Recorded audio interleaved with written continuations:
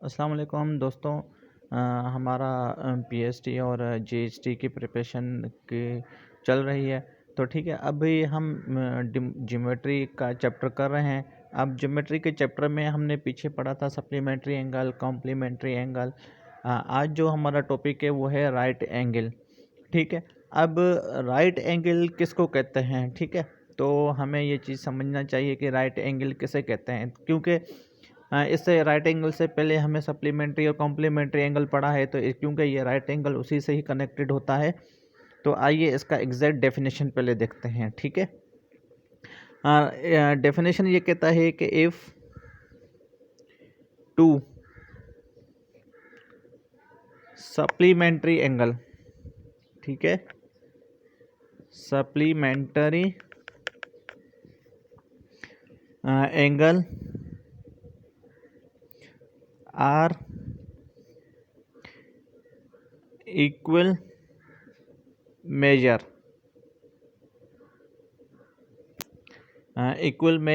then each of them is called right angle।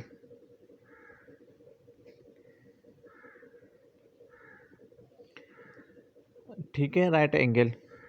और यानी कि अगर हम किसी भी दो एंगल का सम लें और वो सम हमारे पास किसी 90 के इक्वल आए, ठीक है, उसको हम क्या कहते हैं? Right angle. दरअसल हम राइट एंगल को डिनोट ही इस तरह करते हैं, ठीक है, इस तरह। ये हमारा राइट एंगल का नोटेशन है। डिग्री ऑफ मेजर जो हमारा होगा, डिग्री मेजर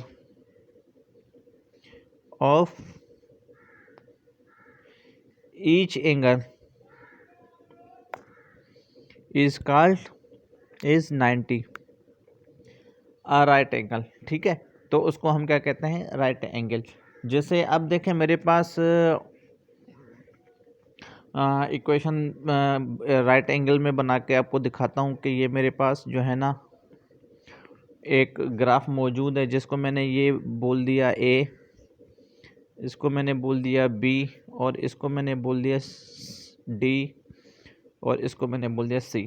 ठीक है, तो हमें पता कैसे चलेगा कि राइट एंगल कौन सा है? ठीक है, तो राइट एंगल हमारा वो होगा जो 90 का एंगल बना रहा हो। ठीक है, 90 का एंगल कौन कौन सा बना रहा है? ए बी सी, ठीक है, और डी बी सी। तो ये भी हमारा 90 का एंगल है। ठीक है, यानी कि ऐसे एंगल जिनका सम अगर हम लें वो 90 के इक्वल आए, यानी कि ऐसे एंगल जो हमारे पास यानी कि अगर मैं इनका वो लूँ ए बी सी, जो हमारे पास एंगल बनेगा वो 90, क्योंकि यहाँ से लेके यहाँ तक जो एंगल हमारा बनता है वो 90 डिग्री का बनता है। ठीक है, तो ये हमारा क्या था? Right angle. अब उसके बाद अगर मैं सेकंड टॉपिक जो हमारा है वो है परपेंडिकुलर। ठीक है, परपेंडिकुलर किसको कहते हैं? अब देखें, परपेंडिकुलर का अगर हम डेफिनेशन पढ़ें, उसमें डेफिनेशन ये कि two lines are said to be perpendicular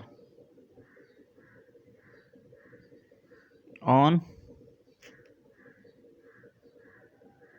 each other if they form a right angle।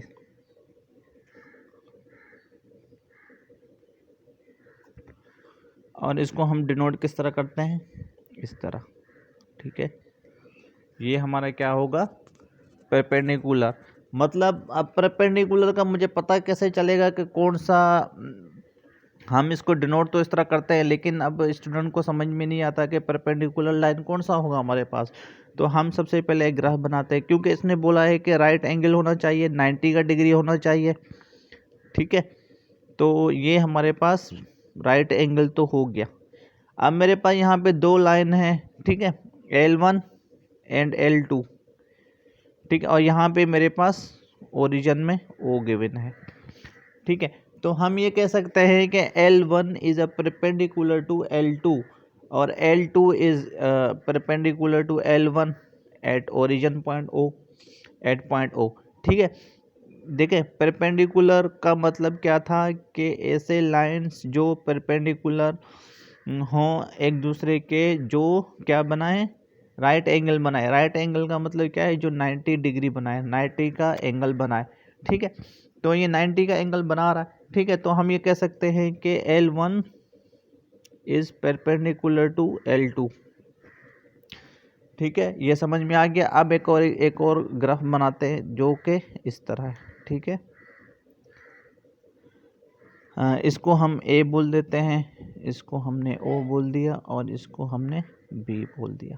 ठीक है, तो अब हमें किस तरह पता चलेगा, क्योंकि ये भी तो हमारे पास 90 का एंगल बना रहा है। ठीक है, 90 का एंगल बनाता है, तो हम ये कहेंगे कि A is a perpendicular to B, A is perpendicular to B at point O। ठीक है, तो हम ये कह सकते हैं कि OB is perpendicular to OA। ठीक है, तो ये हमारे पास परपेंडिकुलर की डेफिनेशन है। ठीक है दोस्तों, थैंक यू।